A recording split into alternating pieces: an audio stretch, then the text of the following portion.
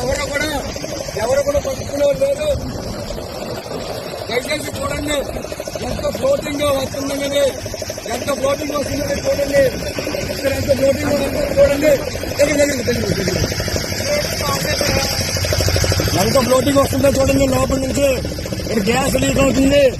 దయచేసి దీని మీద ప్రభుత్వ అధికారులు అలాగే మీడియా ప్రతి ఒక్కరు కూడా పట్టించుకుని మీరు చూస్తున్నారు.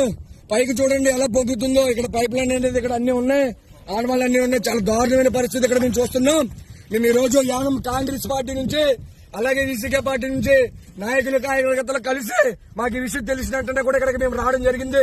ఒక్కసారి వీడియో చూడండి ఎంత దీనివల్ల డ్యామేజ్ అవుతుంది, దీనికి ఎవరు సమాధానం చెప్తారు, దీనివల్ల పిస్టల్ పడడం జరుగుతుంది.